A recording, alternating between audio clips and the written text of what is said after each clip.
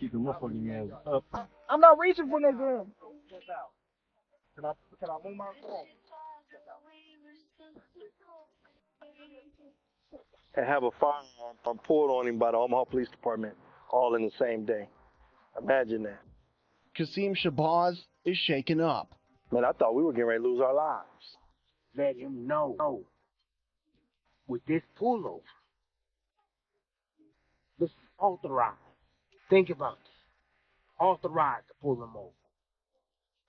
That you ain't gonna never be bigger than us. So the cops send a message.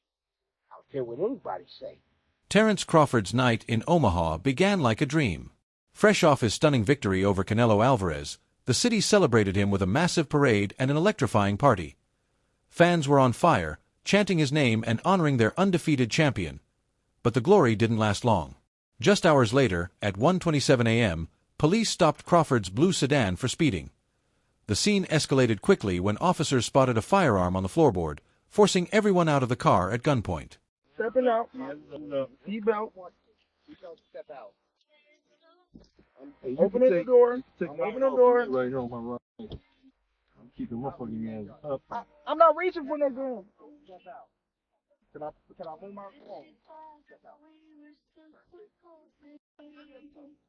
Yeah, that's crazy.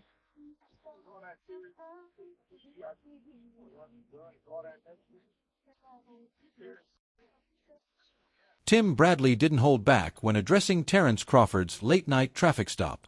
For Bradley, this wasn't just about speeding or a firearm, it was about power, perception, and the reality of being a superstar. He argued that moments like this reveal how fame can be a double-edged sword. Bradley suggested the incident carried more weight than a simple violation. In his eyes, it was a reminder delivered by authority figures, as if to say, no matter how high you rise, the rules still apply. That kind of symbolism hit hard with fans. What made his words sting even more was the irony. Just hours earlier, Crawford had basked in Omaha's love, celebrated like a king. Yet the same night ended under flashing police lights, turning triumph into tension. Fans felt the contrast deeply. I mean, Terence Crawford, he on the highest cloud, bro. His city, let him know. Let him know. With this pullover, this is authorized. Think about that. Authorized to pull him over. That you ain't gonna never be bigger than us. So the cops send a message. I don't care what anybody say. The cops send a message. This our city. You might got the key, but I got the handcuffs. That's what that was. Yeah. Before y'all start talking about my ceiling real quick, my roof, hey, it been raining and stuff. Hey, it's raining out. The clouds is out right now. You can see him in the background. I'm going to go watch this damn car in a little bit once this rain stops. But anyways, back to the video. Man, look. You ain't got no city until you got the police. It's a fact. Yeah. Shoot. You ain't got no city unless you got the police. Don't ever forget that. You got to have the law enforcement on your side, man. They got to be looking out for you. For the good. Not for the bad, for the good. Yeah. Terence Crawford, it don't matter what you do for your city, man. Bro, I'm letting you know right now, man. With this incident right here, they waiting on you to do something bad. This dude right here, he was trying to jack you. He was trying to catch you slipping. That's all it was. Seeing you on TV, displayed all on TV, parade shut down and stuff. He got to be, securing certain points and stuff like that. He mad. He mad to see you. Crawford's security chief delivered a chilling recount of the traffic stop, painting a picture that shocked many. According to him, what began as a normal ride home turned into a nightmare the moment officers surrounded the car. Their tense body language and sharp commands instantly raised alarms. He described the fear of being forced out at gunpoint, emphasizing how the celebration of victory had morphed into a scene of chaos and danger. What should have been a weekend of pride suddenly felt like survival. For the chief, this wasn't about traffic enforcement. It was about an atmosphere so threatening that it left an unforgettable scar. He admitted it stood as one of the most unsettling experiences in his professional career, a moment that none present would ever forget. Chief, who was in the passenger seat, same man who rode on the float with Bud during Saturday's parade. Be a man who can get to receive his second key to the city and have a firearm pulled on him by the Omaha Police Department all in the same day. Imagine that. Casim Shabbaz is shaken up. Man, I thought we were getting ready to lose our lives. Being the head of Terence Crawford's security, Shabbaz has seen a lot, but nothing like this. Oh man, it was terrible. It was terrible.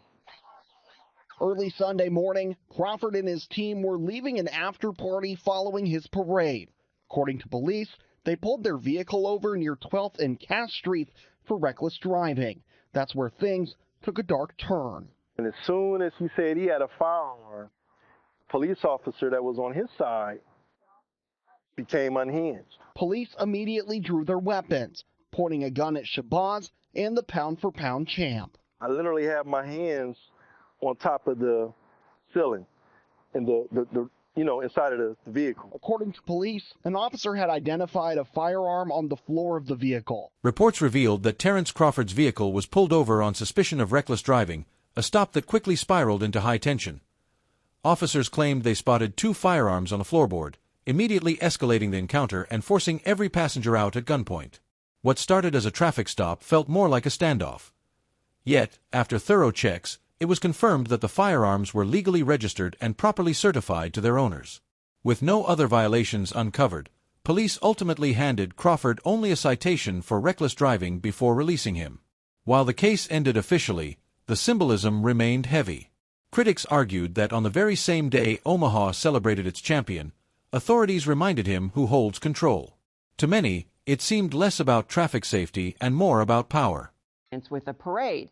KETV Newswatch 7's Pete Cudahy spoke with Mayor John Ewing, who requested that the Omaha Police Department conduct an internal investigation. And Pete, what did the mayor have to say?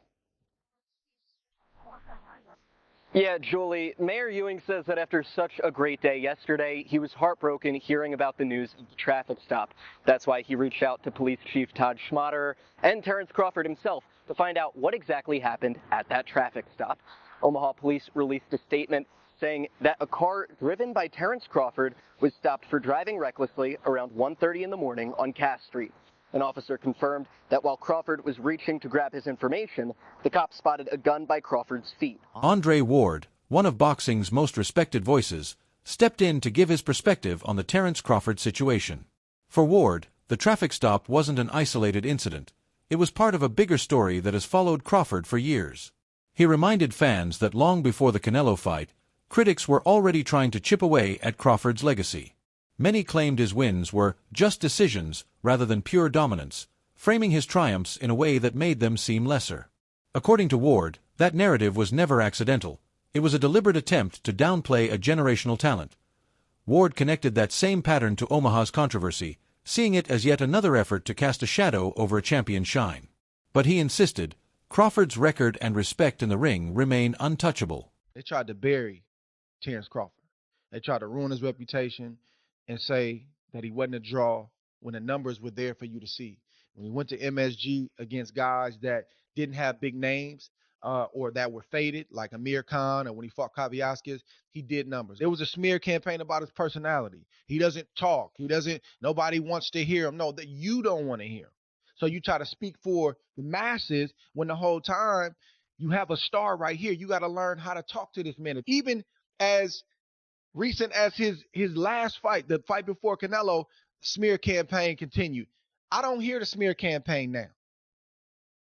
Them voices got really, really quiet like they typically do when they get proven wrong, and they either try to jump on the wagon, I knew this kid was going to be that, or they get very, very quiet and they start to retreat back to wherever they came from, and they don't have a lot to say. So I'm happy for this brother for that reason, because they tried to bury him, Roy. It didn't work. He overcame that. He said, give me my shot. I'm going to show you. And he kept doing it time and time again, and he did it again against Canelo Alvarez Saturday night. At the end of the day, the Terence Crawford traffic stop has become far bigger than a simple citation. What began as a claim of reckless driving has exploded into a national conversation about authority, race, power, and the treatment of champions who rise beyond the limits society often tries to place on them. Some see it as a routine procedure, others as a symbol of control, while many point to deeper social issues that have long existed in America. The divide between the official police report and the chilling first-hand accounts of Crawford's team has only fueled questions about transparency, fairness, and accountability. Critics argue that this was more than just a stop. It was an attempt to remind even the greatest that their success will always be challenged by those in power. But make no mistake, Crawford's legacy cannot be tarnished by flashing lights or controversy. His story reflects resilience, dominance, and the refusal to be broken by outside forces. And now, the world is watching. What happens next could define not just Crawford's reputation, but Omaha's too. Stay locked in, because this story is far from over. If you enjoyed this breakdown, don't forget to like, share, and subscribe for more hard-hitting boxing content.